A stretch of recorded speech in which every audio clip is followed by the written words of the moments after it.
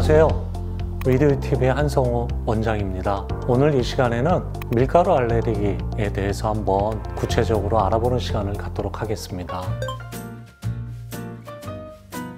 알레르기는 언제든지 발생할 수 있습니다. 이전에 문제가 없었던 음식이라도 나중에 알레르기 반응을 일으킬 수 있죠. 이런 것을 후천성 알레르기라고 하는데요. 다양한 이유로 생길 수가 있죠. 대표적인 이유를 몇 가지 든다면 첫 번째는 면역 체계가 변화된 것입니다. 우리의 몸은 성장을 하던 노화가 되던 항상 변화합니다. 그러는 가운데 이 면역 체계도 이것에 따라서 변화하면서 특정 음식에 대한 민감도가 높아질 수 있죠. 그 외에도 스트레스나 감염, 질병 이러한 것들도 면역 체계에 영향을 미쳐서 알레르기 반응을 유발할 수 있죠.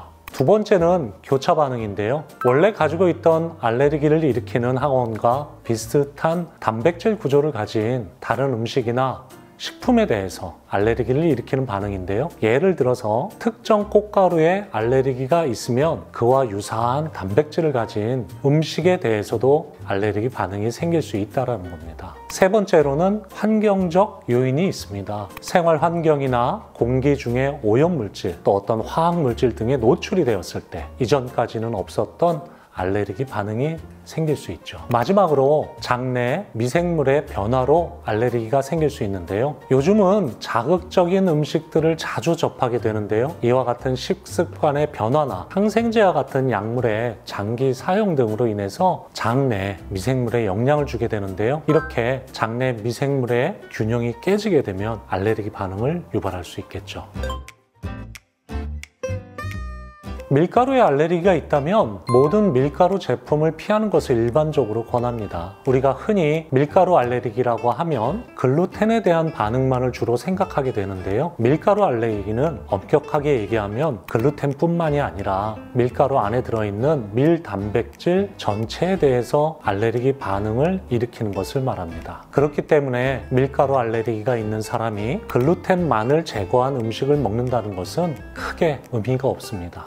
우리가 흔히 밀가루 알레르기와 혼동하는 글루텐 알레르기는 밀가루뿐 아니라 글루텐을 함유한 음식을 섭취했을 때 나타나는 거부 반응을 말합니다.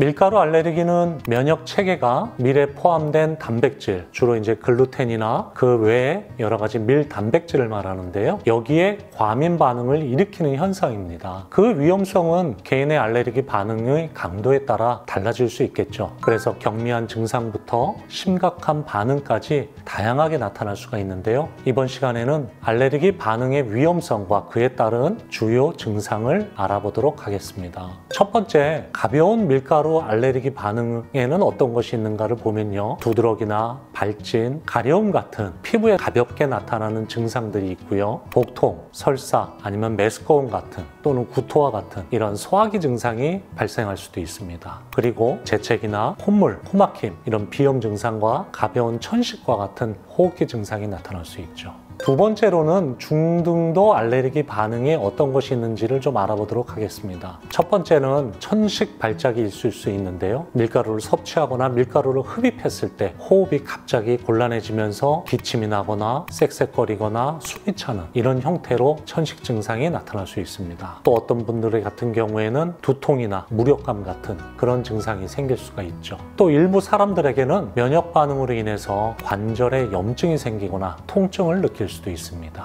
마지막으로는 심각한 알레르기 반응, 흔히 얘기하는 아나필락시스 반응을 얘기하는데요. 가장 위험한 형태입니다. 즉각적인 치료가 필요한데요. 다음과 같은 증상을 보일 수가 있습니다. 갑자기 기도가 좁아지면서 숨쉬기가 어렵다는 표현을 하거나 아니면 두드러기가 심하게 나타나는 거죠. 붉은 반응이나 팽진과 같은 부종이 나타나게 되는데 얼굴이나 입술, 목 등이 심하게 부어오를 수 있습니다. 그리고 일부의 경우에는 저혈압, 쇼크와 같이 혈압이 급격하게 떨어지거나 쇼크 상태로 되면서 혼수 상태로 이어질 수도 있고요. 갑자기 심장이 두근거리거나 불규칙하게 뜨는 증상이 나타날 수 있습니다. 지금 말씀드린 아나필락시스는 생명을 위협할 수 있는 응급 상황이기 때문에 반드시 전문 의료기관에서 응급 치료를 받아야 됩니다. 지금까지 알아본 것과 같이 밀가루 알레르기의 위험성은 가벼운 불편함에서부터 시작해서 심각한 생명을 위협하는 증상까지 다양하게 나타날 수가 있습니다. 그렇기 때문에 밀가루 알레르기 반응이 의심된다면 전문 의료기관에서 상담을 통해서 정확하게 진단을 받고 그를 치료하고 관리하는 계획을 세우는 것이 매우 중요합니다.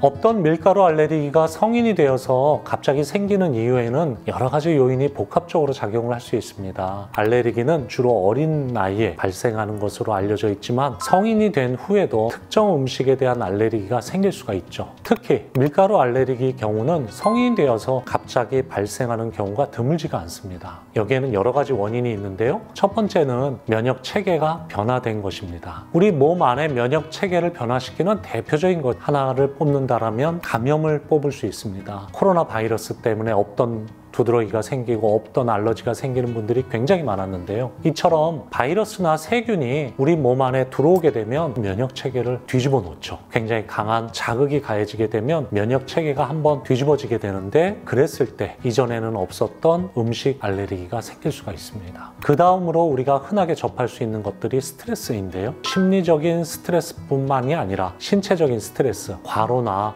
이런 것들이 지속적으로 노출이 되게 되면 이것들이 우리 몸의 면역 체계의 변화를 일으키게 됩니다. 그렇게 돼서 없던 음식물에 대한 알레르기가 생길 수 있다는 거죠. 그 외에도 우리가 흔하게 알 수 있는 것들은 어떤 호르몬의 변화입니다. 사춘기나 갱년기 또는 여성들의 같은 경우에는 임신이나 출산, 폐경과 같은 호르몬의 변화를 겪게 되는데요. 이런 호르몬의 변화가 우리 몸 안에 있는 면역 체계에 영향을 미쳐서 없던 밀가루와 같은 음식물 알레르기를 일으킬 수 있죠. 두 번째는 위장관의 변화로 인해서 없던 알레르기가 생길 수 있다는 것입니다. 성인이 되면서 장내의 미생물의 환경이나 소화 기능이 변하게 되게 되면 특정 음식에 대한 알레르기 반응이 생길 수 있는데요. 특히나 장내의 유익균과 유해균의 균형이 깨지면서 음식물에 대한 잘못된 면역 반응이 일어날 수도 있고요. 또는 소화 효소 부족 같은 거, 음식물에 대한 소화 효소가 부족하게 되어서 단백질의 분해가 충분히 되지 않게 되면 장내에서 면역 체계가 오작동을 할 수가 있게 되죠. 그럼으로 인해서 알레르기가 생길 수 있습니다.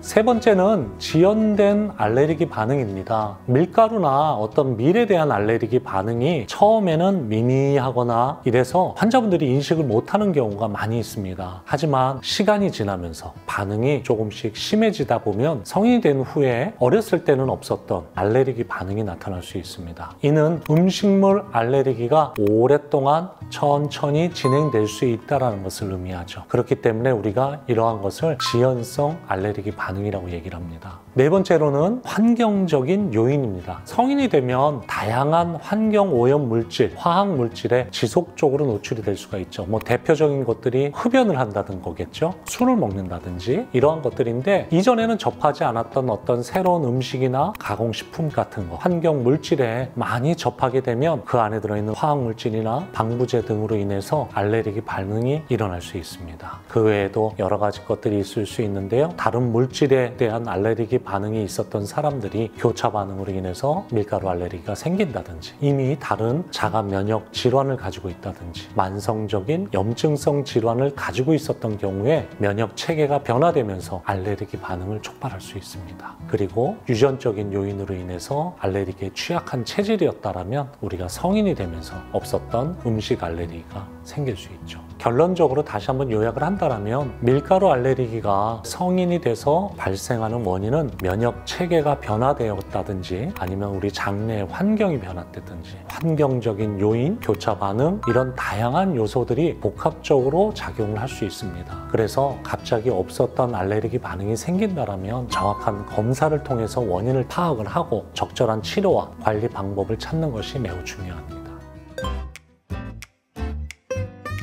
밀가루가 함유되는 음식을 먹고 알레르기 반응이 나타났다면 우리가 크게 두 가지를 생각해 볼 수 있죠. 첫 번째는 밀가루에 함유된 밀 단백질에 대해서 면역 반응을 일으킨 것이고요. 두 번째는 밀가루에 함유된 글루텐에 대해서 거부 반응을 일으킨 것입니다. 밀 단백질에 대해서 면역 과민 반응을 일으켰다라면 밀가루를 배제한 음식을 섭취하는 것을 권합니다. 하지만 밀가루에 포함된 글루텐에 대해서 거부 반응을 일으켰다라면 밀가루뿐만이 아니라 글루텐이 함유된 음식을 함께 피해줘야 됩니다. 대표적으로 글루텐이 많이 들어가 있다고 알려진 식재료는 주로 밀가루, 귀리, 보리, 호밀과 같은 곡물류입니다. 따라서 곡류나 곡물 가공 음식 또는 제빵, 제과, 또 면류 이러한 것들은 가급적 피해주는 것이 좋고요. 글루텐이 없거나 글루텐이 적게 포함된, 그래서 밀가루를 대체할 수 있는 쌀이나 옥수수, 기장, 수속 이러한 곡물들을 주로 섭취하는 것이 좋습니다. 밀가루 알레르기뿐만 아니라 특정 음식에 대한 알레르기가 있다라면 환자 본인이 외식을 할 때 먼저 식당의 직원에게 자신이 어떤 알레르기가 있다라는 알레르기 정보를 먼저 전달을 해주는 것이 중요합니다. 예를 들면 나는 밀가루 알레르기가 있으니 밀가루가 들어간 음식은 미리 알려달라, 이런 식이죠. 최근에는 알레르기 환자분들이 많이 있다 보니까 알레르기가 표기가 되어 있는 메뉴를 제공하는 곳이 많습니다. 알레르기 재료를 별도로 또 준비할 수 있는 곳이 많아져서 이러한 식당을 선택하게 된다면 더 안전하게 식사를 즐길 수 있겠죠. 밀가루 알레르기 환자를 치료해봤던 경험 중에 가장 기억에 남는 분은 한 30대, 40대 남자분이었는데 그분의 유일한 취미가 뭔가 하면 수십 년 동안 주말만 되면 전국에 있는 유명 빵집들을 투어를 하시는 거예요. 근데 이분이 두드러기가 굉장히 심했거든요. 거의 한 10년 가까이, 15년 가까이 매일 약을 먹어야지만 증상이 진정이 되는 분이었는데 밀가루나 빵이 원인이라고 생각을 못 하셨나 봐요. 그래서 처음에 오셨을 때 알레르기나 두드러기 이런 거에 대한 얘기만 하시고 취미나 이런 것들에 대해서는 말씀을 안 하셨는데 계속 증상이 반복되는 거를 보고 그분에게 취미나 뭐 일상생활이나 거주하는 환경이나 차근차근 순서대로 물어보는 가운데 이런 말씀들을 하시더라고요. 빵을 굉장히 좋아해서 수십 년 전부터 전국에 있는 빵집 안 다녀본 곳이 없다. 근데 검사했을 때 밀가루가 나왔거든요. 그래서 우리 환자분하고 한번 약속을 해봤어요. 한두 달 정도만 빵을 한번 멈춰보자. 의외로 이분이 그거에 대해서 흔쾌히 동의를 하시고 쉽지 않았을 텐데 협조를 잘 해주셨어요. 약을 끊지를 못하던 분이었는데 빵을 끊은 상태에서 치료를 들어갔더니 6개월 지나서 모든 약을 다 끊었어요. 우리가 환자분들한테 검사를 하고 이런 검사 결과를 설명을 하다 보면 밀가루나 뭐 계란이나 우유 같은 게 나오면 굉장히 실망을 하고 낙심을 해요. 하지만 그런 것들을 우리가 철저하게 관리를 했을 때 우리의 삶의 질이 변하는 것은 굉장하거든요. 물론 그런 음식을 끊는 것이 알레르기나 두드러기의 치료의 전부는 아니지만 그런 것들을 끊어줬을 때 치료가 훨씬 더 효과적이고 나중에 관리에도 굉장히 중요할 수 있다는 그런 말씀을 드리고 싶습니다.